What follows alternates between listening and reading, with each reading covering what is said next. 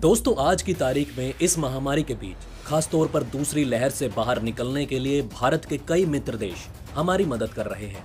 कोई हमें oxygen concentrator दे रहा है, कोई बेड साइड मॉनिटर, तो कोई ऑक्सीजन सिलेंडर, तो कोई ऑक्सीजन जनरेटर भारत के लिए भिजवा रहा है।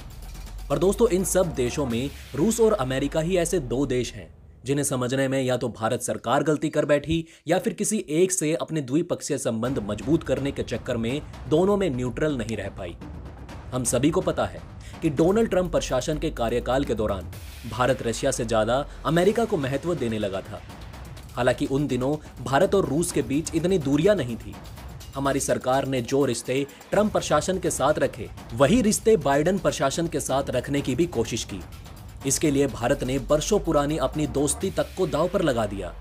इंडो रशियन वार्षिक सम्मेलन रद्द करवा दिए। रूसी विदेश मंत्री के साथ मोदी जी ने बात तक नहीं की, जबकि रशिया के मना करने के बावजूद भी भारत ने क्वाड को ज्वाइन किया। अमेरिकी रक्षा मंत्री को प्राइम मिनिस्टर ऑफिस में बुलाकर उनसे पर्सनली बात की गई।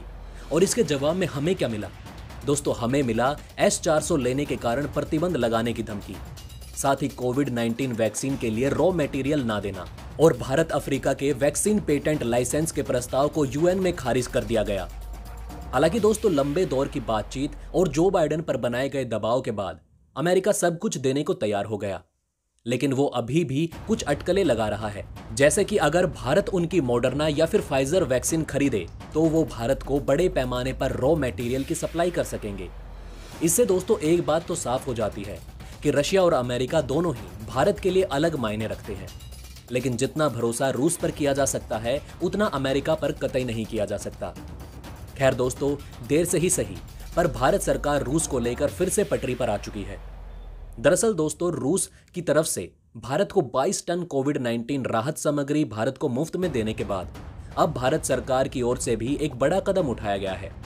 दोस्तों, आपको बताते चलें कि NIA न्यूज एजेंसी ने अपने एक आर्टिकल में लिखा कि बीते दिनों दोनों देशों में क्वाड और चीन को लेकर जो कुछ भी मतभेद रहे, उन सब को भुलाकर दोनों देशों के बायलैटरल स्ट्रेटेजिक पार्टनरशिप को आगे बढ़ाने के लिए अब 2+2 मिनिस्ट्रियल डायलॉग मीटिंग जल्द ही भारत सरकार की तरफ से आयोजित की जाएगी, जिसे भारत और रशिया के डिफेंस और फॉरेन मिनिस्टर कंडक्ट करने वाले हैं। सलाहकारों के मुताबिक भारत ने बिल्कुल सही समय पर सही निर्णय लिया है।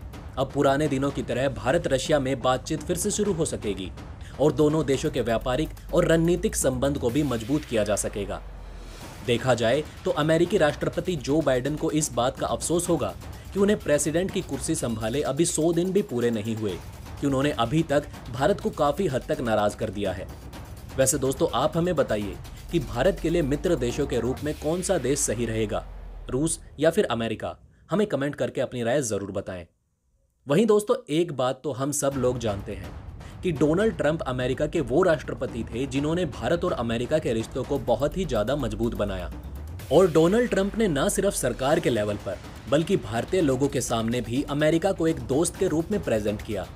और अमेरिका का जो ओवरऑल छवि थी, उसे भी बदलने में काफी हद तक डोनाल्ड ट्रंप का हाथ रहा, खासकर भारतीय लोगों के सामने। लेकिन पिछले एक हफ्ते में अमेरिका की छवि भारत में खराब हुई है, इस बात से इनकार नहीं किया जा सकता। और दोस्तों, वो इसलिए क्योंकि भारत और अमेरिका के संबंध इस वक्त अपने चरम पर है। भारत का अगर सबसे बड़ा कोई व्यापारिक साझेदार है तो वो इस वक्त अमेरिका है। भारत अमेरिका के साथ सबसे ज्यादा व्यापार करता है। और दूसरी सबसे बड़ी बात ये कि भारत और अमेरिका की सेना को आज के समय में सबसे ज्यादा क्लोज माना जाता है। लेकिन दोस्तों, जब बात आई कोरोना की, जब भारत संकट में फंसा, तो जिस अमेरिका को सबसे पहले आना चाहिए था मदद करने के लिए, वो अमेरिका चुपचाप बैठा रहा। और इतना ही नहीं, उनकी आंखें तब जाकर खुली जब भारतीय NSA अजीत डोवाल ने उन्हें स्थिति से अवगत कराया कि आपकी स्थिति भारत में बहुत ज्यादा खराब हो गई है। यहाँ तक कि चीन, पाकिस्तान जैसे देश भारत को मदद भेज रहे हैं और आपका सबसे बड़ा प्रतिद्वंदी रूस भी भारत को मदद भेज रहा है। तो ऐसे में आप चुपचाप बैठे हैं। तब जाकर अमेरिका की आंखें खुली, अमेरिका एक्टिव हुआ।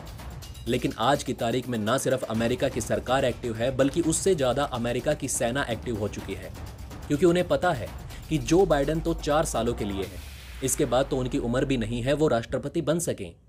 लेकिन हमें आने वाले 20 से 25 सालों तक भारत के साथ अलायंस बनाकर रखना है।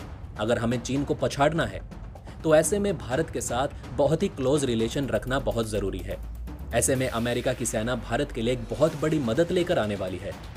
और दोस्तों ये इतनी बड़ी मदद है कि अगर आप इसे फ्रांस, इसके अलावा रूस और इससे पहले जो अमेरिका ने मदद भेजी थी, इन तीनों को अगर आप कंबाइन कर लें तो उससे भी कहीं ज्यादा बड़ी ये मदद होने वाली है। और इस मदद को लेकर आ रहा है अमेरिका का सबसे बड़ा एयरक्राफ्ट C-5 सुपर गैलेक्सी, जिसे दुनिया का सबसे बेहतरीन ट्रांसपोर्ट एयरक्राफ्ट भी माना जाता है। और दोस्तों ये क्या क्या लेकर भारत आ रहा है, इस लिस्ट को भी आप एक बार देख लीजिए।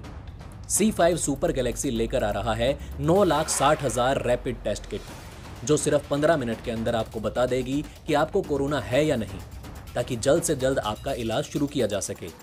इसके अलावा 1100 ऑक्सीजन सिलेंडर ये लेकर आ रहा है और इसके अलावा 1700 ऑक्सीजन कंसंट्रेटर भी भिजवा रहा है अमेरिका, जो कि इमीडिएटली ऑक्सीजन बनाकर ऑक्सीजन पेशेंट को प्रोवाइड कर सकेगा। इसके अलावा लार्ज स्केल ऑक्सीजन जनरेटर भी भेजे जा रहे हैं और एक टीम भी स्पेशल भेजी जाएगी जो भारतीय लोगों के साथ मिलकर इनका इंस्टॉलेशन जल्द से जल्द शुरू करेगी। और इन सब के अलावा 1 लाख N95 मास्क भी भेजे जा रहे हैं। और दोस्तों इन सब की जो टोटल वैल्यू बताई गई है वो है तकरीबन $100 मिलियन, और भारत को ये मदद बिल्कुल फ्री में अमेरिका की तरफ से दी जा रही है। अमेरिका सेना इसे US एड के अंतर्गत भारत को दे रही है। और दोस्तों इन $100 मिलियन को अगर भारतीय करेंसी में तो देखा जाए तो ये तकरीबन 730 करोड़ के आसपास बैठती है। और अमेरिकी सेना की तरफ से एक अच्छा गेस्चर भी देखने को मिला। दरअसल उन्होंने हर इक्विपमेंट पर जय हिंद लिखा है, यानी कि अमेरिका की सेना की तरफ से एक अच्छा गेस्चर भारत के लिए देखा गया है। इतना ही नहीं दोस्तों, उन्होंने कहा है कि आने वाले 1-2 दिनों के अंदर हम एक और एयरक्राफ्ट भारत भेजेंगे, जो होगा C-130J ग्लोबमास्टर। दोस्तों आपको बता दें कि ये भी एक बड़ा ट्रांसपोर्ट एयरक्राफ्ट है जो कि भारतीय वायुसेना में भी शामिल है, तो उसे भी पूरा भरकर भारत की मदद के लिए भेजा जाएगा। और दोस्तों आने वाले समय में आप ऐसे ही एयरक्राफ्ट और भी देख सकते हैं। यानी कि अमेरिकी सेना ने साफ संकेत दे दिया है कि जो बाइडेन जैसे लोग पॉलिटिकल लोग हैं, ये 4 से 5 साल रहेंगे और चले जाएंगे, लेकिन उन्हें भारतीय सेना के साथ 25 से 30 सालों तक रहना है, क्योंकि उन्हें चीन को पछाड़ना है। तो ऐसे में उन्हें भारत की मदद करनी और भारत अफ्रीका के वैक्सीन पेटेंट लाइसेंस के प्रस्ताव को तक UN में खारिज कर दिया गया। हालांकि लंबे दौर की बातचीत और जो बाइडेन पर बनाए गए दबाव के बाद अमेरिका सब देने को तैयार हो चुका है, लेकिन वो अभी भी कुछ अटकलें लगा रहा है। जैसे कि भारत हमारी मॉडर्ना या फाइजर वैक्सीन खरीदे तो हम भारत को बड़े पैमाने पर रॉ मटेरियल्स की सप्लाई कर सकेंगे। इससे एक बात तो साफ हो जाती है कि रशिया और अमेरिका दोनों ही भारत के लिए मायने रखते हैं, लेकिन जितना भरोसा रूस पर किया जा सकता है उतना अमेरिका पर कतई नहीं किया जा सकता। बात का अफसोस होगा कि उन्हें प्रेसिडेंट की कुर्सी संभाले अभी 100 दिन भी पूरे नहीं हुए कि उन्होंने भारत को काफी हद तक नाराज कर दिया है। वैसे